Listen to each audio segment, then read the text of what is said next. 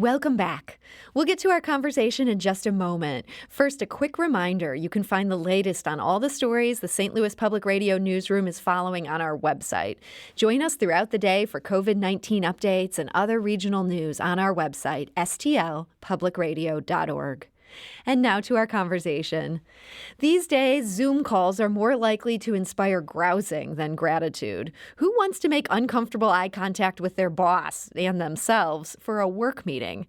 But St. Charles teacher Vikki Siddell was recently on a very different kind of Zoom call, one hosted by Jack McBrayer, Tina Fey, Daniel Radcliffe, and St. Louis's own Ellie Kemper. The occasion was a live singing contest inspired by Kemper's Netflix show, The Unbreakable Kimmy Schmidt.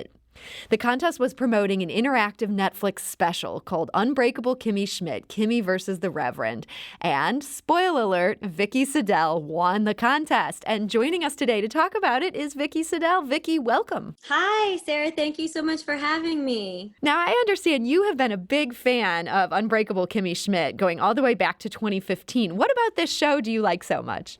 I really like that it is goofy and silly and does a good job of not taking itself too seriously, but it also hits on some tough issues at the same time. So it's kind of taking things that are traumatic or that are sad that actually happen in our world, but it puts it in this kind of whimsical fantasy world that makes it a little bit of an easier pill to swallow. So it's just really fun. I can certainly see the appeal to that in this time that we're living in. It seems like maybe the show we all need right now. What made you decide, I'm going to do this singing competition that this show is launching? Well, I didn't think I'd make it on it, so I thought it was really safe to do it. So they posted on Monday, May 4th, they had a video of Ellie Kemper saying, we're doing this cover contest of you singing an original song from the show. Send in your submissions by Friday. So it was only a few days. And they had these karaoke tracks uploaded to their YouTube channel. And I went and looked, and none of the songs that they had featured on there were ones from the show that had resonated with me as much. So I went to my piano to try to figure out the arrangement for the song Just Go On, the one I ended up doing, and it didn't go so well at first, and I stopped and I went in the other room, but then I'm in my apartment and I have nothing else to do, so I came right back and I did it.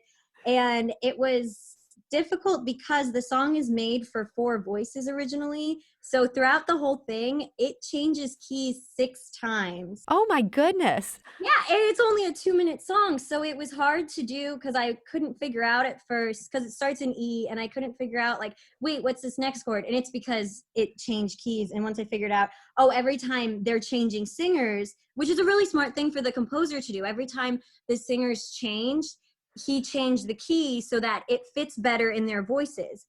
And since it was written for their voices, I had to change some of the notes sung because they were a little bit too low for me. It just, when I tried to sing it, it sounded off pitch and just bad.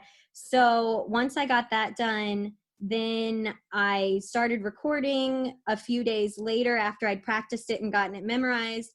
And I didn't like any of my recordings, and so I stopped. And then the next day, which was the deadline date, I recorded and I emailed it to the contest email, and I didn't like my final cut. And I was like, well, even if I don't hear anything, it was fun learning that song that I really like on piano. So at least I had fun. And instead of just having fun, you ended up getting chosen to go on this amazing Zoom call. I mean, you're there with Harry Potter and with Tina Fey. I mean, this must have been just the most intimidating singing experience ever. How did you even deal with that?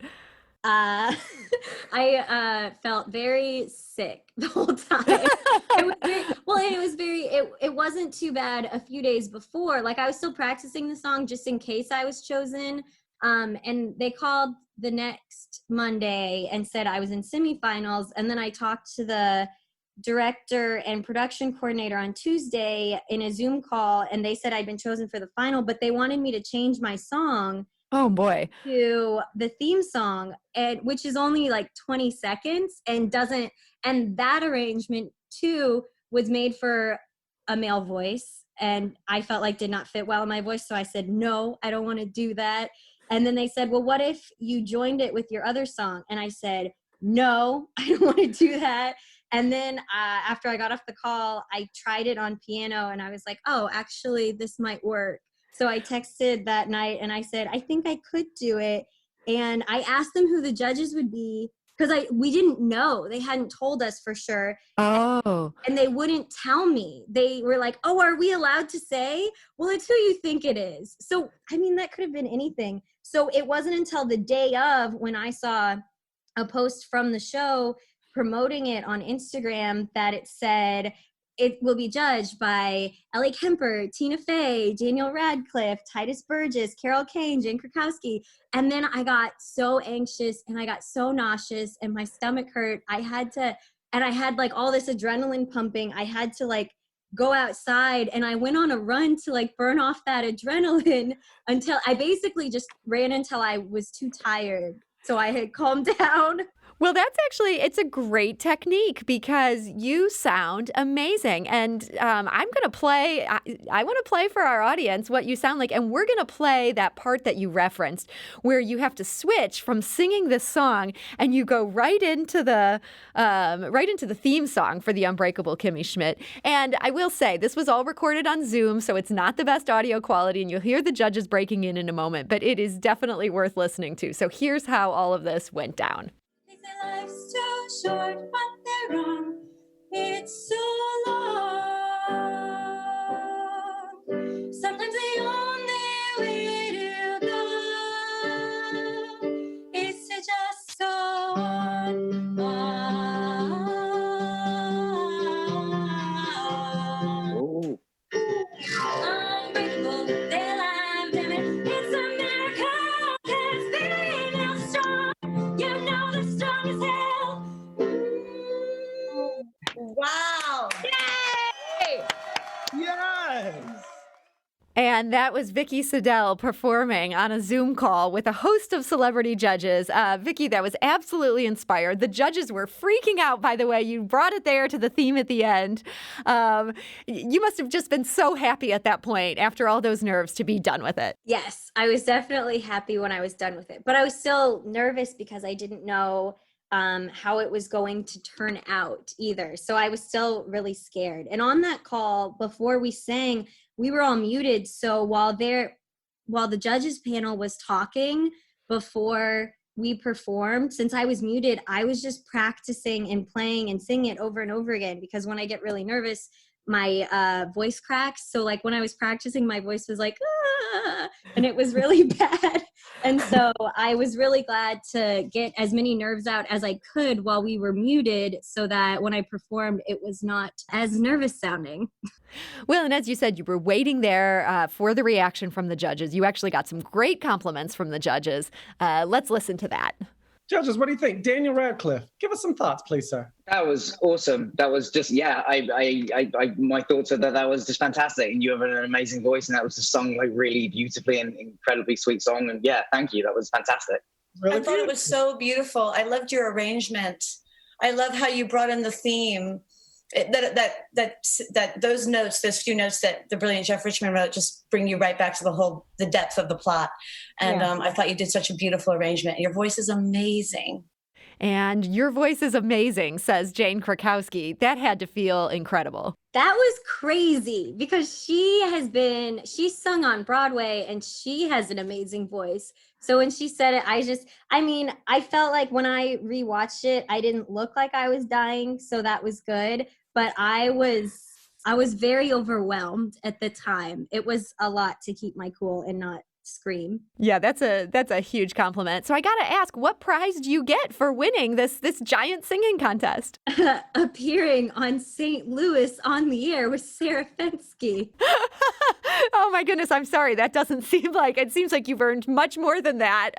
So it's just the honor and glory of winning, basically. Yeah, Jack McBrayer said at the beginning, he said, and our contestants have a chance of winning a prize that rhymes with nothing. So that's a question a lot of friends have been asking me, like, what do you get? I don't get anything. It was just a fun thing to promote the show. And I got to talk to people I've admired for like my adolescence until now. So it was really, really very cool. Yeah, I mean, that is worth more than money in the bank. So we're very excited. We're very proud of you. I understand you're also the vocal music director for Fort Zumwalt South Middle School. And even if your students aren't aware of this yet, it seems like they should be super proud of you for winning this thing. Well, I actually had a Zoom call with my 7th and 8th grade choirs today. And when I told my 7th graders, they like immediately got on their phones and they were like, I found the video. I'm going to watch it. This is so weird. And one girl said, can we vote for you? And I said, nope, too late, but that's okay. That's awesome. So they had your back. You didn't need them to have your back, but they had it anyway. No, yeah, it was really sweet. Well, and then some of them were like, I don't know who any of those actors are. And so it was classic middle school. No, that's wonderful. And we are so proud of you. And Vikki Siddell, thank you so much for joining us today. Thank you for having me. This is St. Louis on the Air on St. Louis Public Radio, 90.7 KWMU. Sometimes the only way to go is to just go on.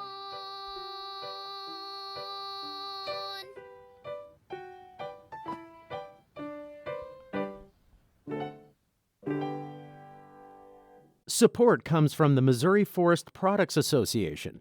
Missouri produces wood pallets, railroad ties, white oak barrels, hardwood floors, and more.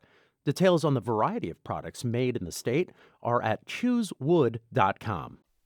St. Louis Public Radio's The Gateway gives you the day's news first thing every weekday morning. From the ever-evolving relationship between St. Louis City and County to developments in the Missouri and Illinois state capitals and reports from our correspondents in Rolla and the Metro East. We put it all in a roughly 10-minute package with clarity and context. Download The Gateway wherever you get podcasts.